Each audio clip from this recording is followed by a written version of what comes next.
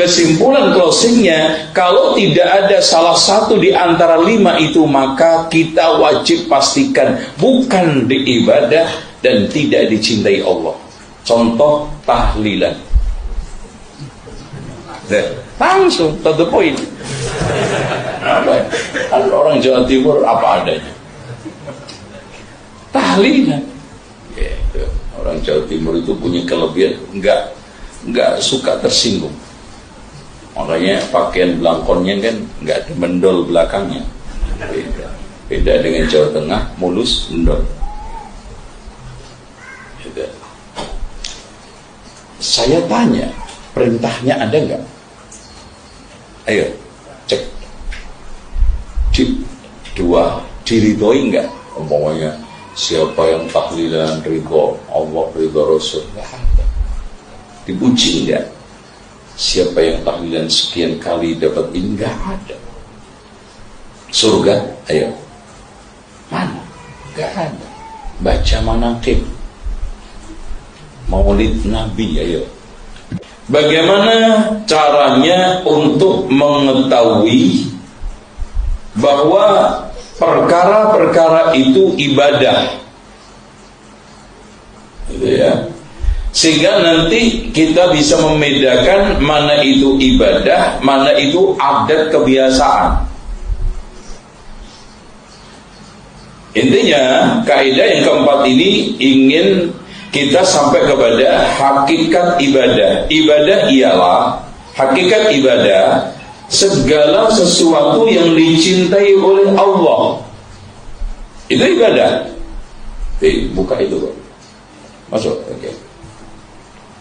Jadi saya ulangi lagi, segala sesuatu yang dicintai oleh Allah itu ibadah.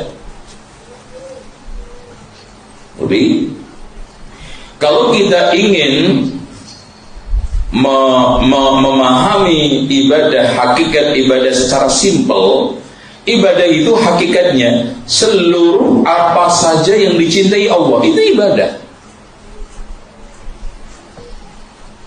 Nah, sekarang bagaimana kita bisa menandai perkara dan perbuatan tersebut, ya? Perkara itu kaitannya dengan ucapan perbuatan, ya. Ya. Perkara tersebut dicintai oleh Allah. Bagaimana kita menandainya? Tandanya ada 5.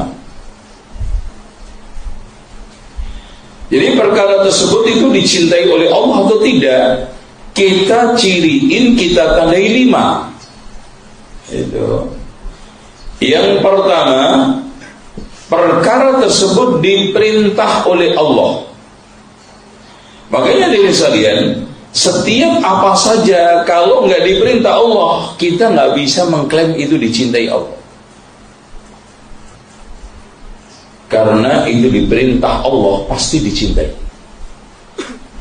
Yang kedua, kalau tidak ada perintah, maka kita tandai dengan yang kedua, diungkapkan oleh Allah dan Rasulnya dengan ungkapan ridha.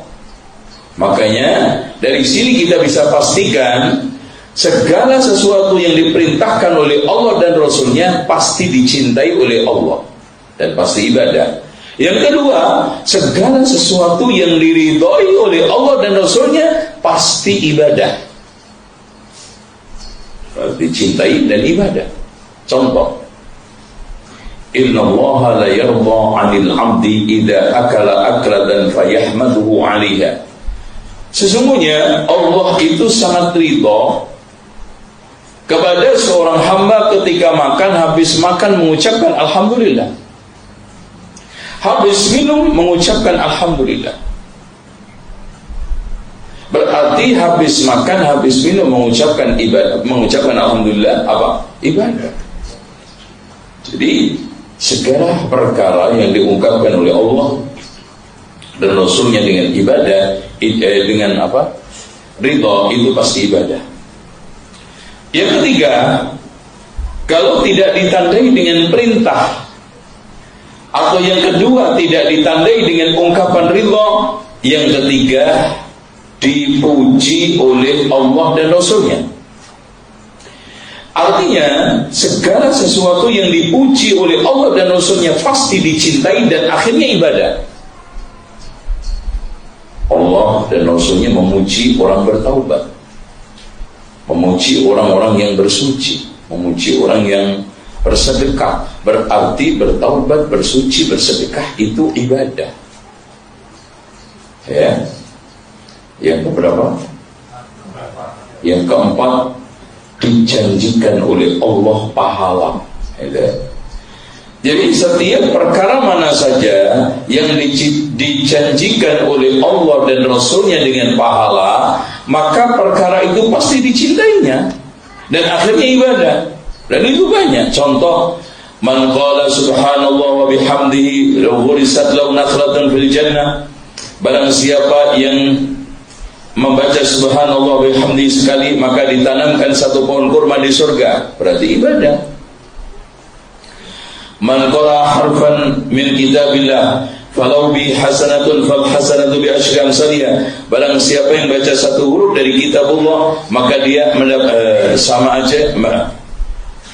Barang siapa yang membaca satu huruf dari kitabullah, maka dia akan mendapatkan satu kebaikan dilipatkan 10 kali. Saya tidak mengatakan alif lam mim satu huruf, tapi alif satu huruf, lam satu huruf, mim satu huruf. Berarti baca Al-Quran per huruf itu ibadah. Kenapa? Karena diungkapkan oleh Allah dan Rasulnya dengan pahala, dijanjikan pahala. Dan yang kelima, kalau tidak 1, 2, 3, 4, maka yang 5 adalah perkara tersebut dijanjikan oleh Allah surga.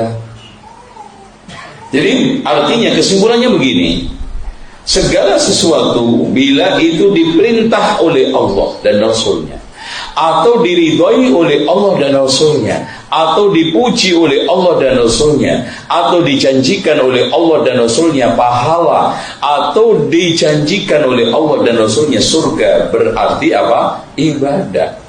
Kesimpulan closingnya, kalau tidak ada salah satu di antara 5 itu, maka kita wajib pastikan bukan di ibadah dan tidak dicintai Allah. Contoh tahlilan. Langsung to the point. Kan orang Jawa Timur apa adanya. Tahlilan. Gitu. Orang Jawa Timur itu punya kelebihan, enggak suka tersinggung. Makanya pakaian belangkonnya kan enggak ada mendol belakangnya. Beda dengan Jawa Tengah, mulus mendol. Gitu. Saya tanya, perintahnya ada enggak? Ayo, cek. Dua, diridhoi enggak? Umpamanya siapa yang tahlilan ridho Allah, ridho Rasul, enggak ada. Dipuji enggak? Siapa yang tahlilan sekian kali dapat ini, enggak ada. Surga, ayo. Mana?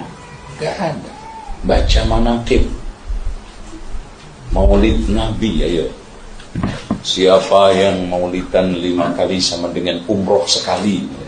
Enggak ono itu.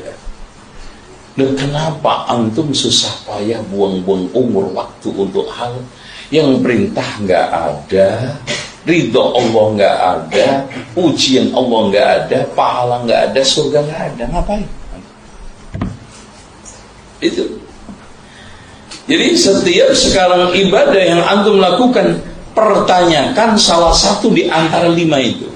Kalau ada, lanjutkan. Kalau enggak, stop. Karena kita sebagai seorang mukmin hanya punya prinsip satu, Pak.